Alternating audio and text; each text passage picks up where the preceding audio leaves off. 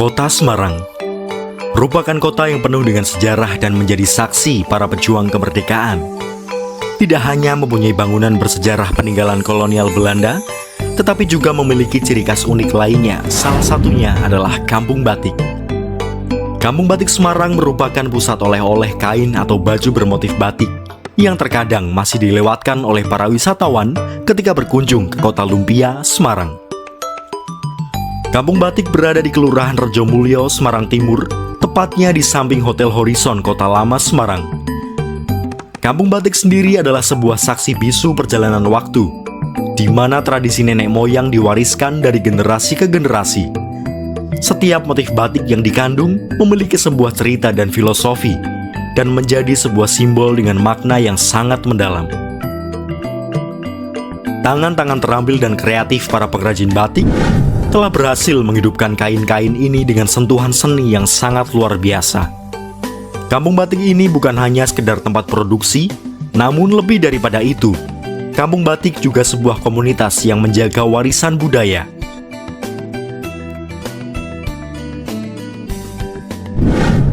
Saya mulai dari pertama, Assalamualaikum warahmatullahi wabarakatuh. Saya di sini Ibu Ida Purwati sebagai Ketua RW 2 Kelurahan Rejomulyo, Semarang Timur. Untuk sejarahnya Kampung Batik, ini dimulai dari tahun 2006. 2006 kita diberi pembelajaran batik oleh Ibu Sinto Sukawi Sukarip, kebetulan istri Bapak Sukawi Sukarip, Wali Kota Semarang. Dari pembelajaran batik, kita terus-menerus diajarin untuk bisa berkembang menjadi batik yang baik. Maka dari itu, dari Kota Semarang, tidak Kampung Batik aja yang diberi pembelajaran, semua kecamatan itu dikasih pembelajaran batik dari Kota Semarang, yaitu ada 16 kecamatan. Dari itu, untuk tindak lanjutnya, karena Kampung Batik itu utama yang diberi pembelajaran batik, terus kita juga punya action-action yang ada di Kota Semarang, maka sentra batik di Semarang disentralkan di Kampung Batik pada tahun 2009. Tahun 2009 itu banyak dari pegawai-pegawai dari mancanegara itu banyak yang berkunjung di sini untuk batik Semarangannya seperti apa. Tapi di sini kan memang mulai tahun 2009 itu kita baru beberapa lah untuk batiknya, showroomnya mungkin ada 3 atau 4. Untuk itu saya di sini juga sebagai Ibu Ketua PKKRW juga merasa istilahnya malu ya Mbak, untuk sentra kok batiknya ada beberapa aja. Mulai dari tahun 2013 saya memberanikan diri untuk buka batik.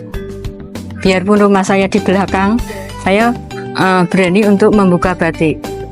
Selang 2 bulan itu banyak yang depan-depan itu pada buka batik semuanya. Alhamdulillah. Untuk Kampung Batik sekarang sudah tersebar untuk showroomnya. Mulai dari itu terus saya mulai istilahnya untuk masing-masing di wilayah, monggo yang punya modal untuk bisa membuka batik. Alhamdulillahnya tahun 2013 ini sudah berjalan ya Mbak. Terus mulai tahun 2016, karena kita sudah banyak tamu-tamu yang masuk di Kampung Batik, maka dari itu pemerintah kota memberikan kampung tematik batik. Itu 2016 nih. Nah, selang diberi tematik itu kita tidak harus udah diberi tematik batik, ya udahlah kita seperti itu. Karena setiap bulan kita harus pertemuan ke tematik-tematik yang lainnya. Nah, dari itu dulu Bapak ini istilahnya seneng ya sama warga masyarakatnya untuk diajak bekerja sama, bisa untuk menjadikan di sini ada perubahan.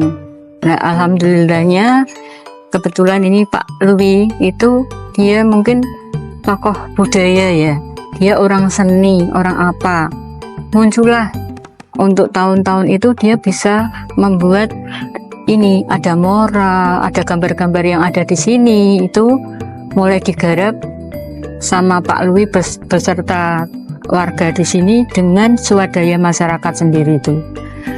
Terus 2017 tepatnya tanggal 29 April ini Kampung Batik Tengah ini diresmikan dengan nama Kampung Jadul.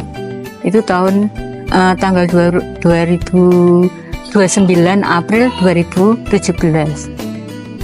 Maksud dengan Kampung Jadul itu bukan terus kampungnya model dulu kala apa gitu, enggak ya. Ini jalan-jalan dan dolan-dolan. Nah, di sini dengan jalan-jalannya kita bisa belajar batik, membeli batik, dan dolan-dolan ini juga bisa foto-foto di sini.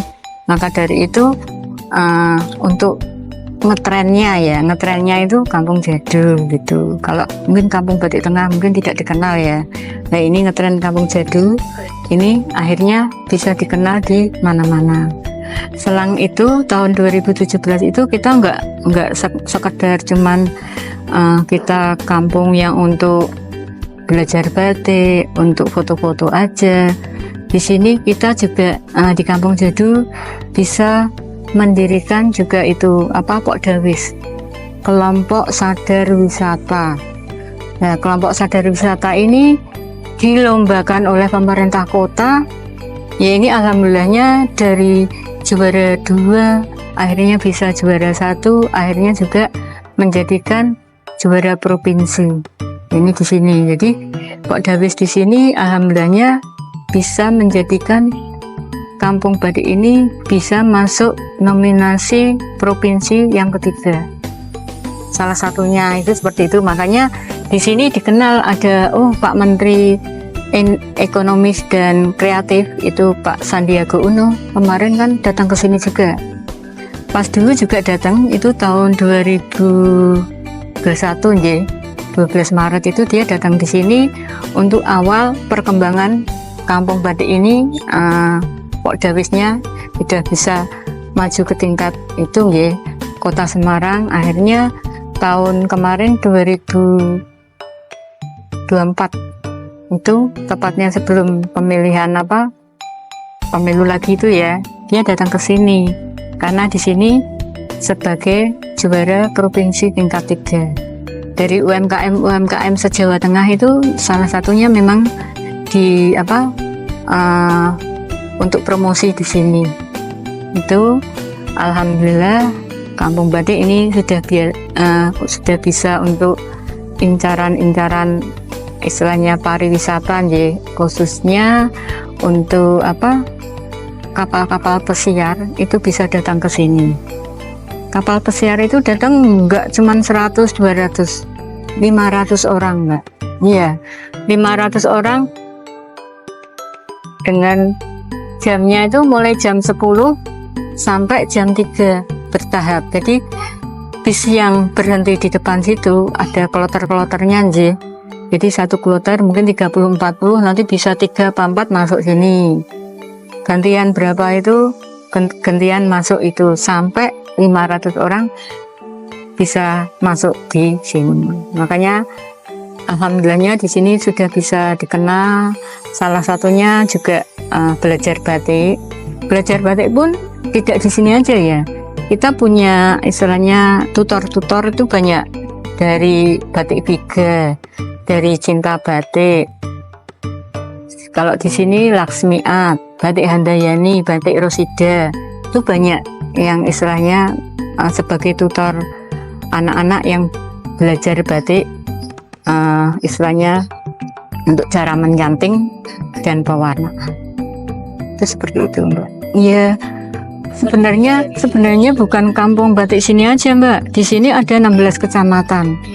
Itu semuanya juga ada ya, karena di sini sekolah-sekolah dari TK sampai SD, SMP sampai SMA, terus universitas itu kan juga banyak, Mbak. Jadi mungkin di sini bisa istilahnya untuk promosinya kita juga bagus mungkin. Jadi di sini banyak yang untuk belajar batik. Jadi kita juga bisa belajar di sini, bisa dipanggil ke tempat gitu. Jadi nggak istilahnya cuman di sini aja yang itu. Ya enggak lah, ini semuanya adalah tinggal promosinya kita yang bagus. Sebenarnya di Kampung Batik ini kan mayoritas tuh UMKM semuanya ya Mbak. Ada yang istilahnya kulineran, ada yang membuat jajanan-jajanan, terus ada yang wirausaha di tempat yang lain. Kalau di sini pembatik itu sebenarnya sebagian besar di sini bisa membatik Mbak. Contohnya saya, tapi saya nggak aktif di batiknya ya, karena saya harus duduk manis membatik, nanti nggak memasak kan sama aja ya Mbak. Jadi saya cuman kalau mungkin butuh dari itu tinggal saya pesan di batik yang ini, mungkin saya promosi ya, yang untuk batiknya sini yang dipilih untuk seragam tuh gimana, tinggal saya nanti pesan yang batik yang dipesan untuk mungkin sekolah-sekolah, terus kantor-kantor, itu seperti itu Mbak. Jadi memang di showroom sini itu berbeda-beda nih. Untuk batik Laksmi Art itu ciri khasnya sendiri, terus batik Ngesti Pandowo ciri khasnya sendiri. Jadi nggak harus sama gitu loh. Jadi kalau ini batiknya siapa ya, mau yang istilahnya kurang ya, ternyata ini batiknya Laksmi Art bisa dibeli segini. Kalau kita belinya yang lain, waduh nggak ada ya, tempat kita nggak seperti ini gitu Mbak. Jadi kita punya ciri khas masing-masing gitu. Sebagian itu showroomnya aja ya Mbak. Kalau yang ada prosesnya membatik sampai mencanting itu cuman ada di Cinta Batik. Cinta Batik itu mulai proses ngecap, tulis apa itu ada di situ gitu. Cinta Batik sebelah sini Mbak, iya belakangnya Ngesti Pandowo. Kalau Ngesti Pandowo kan nggak mungkin tempatnya di situ karena dia kan banyak orderannya kan, banyak sekali ya, jadi dia punya tempat untuk pembatikannya sendiri gitu.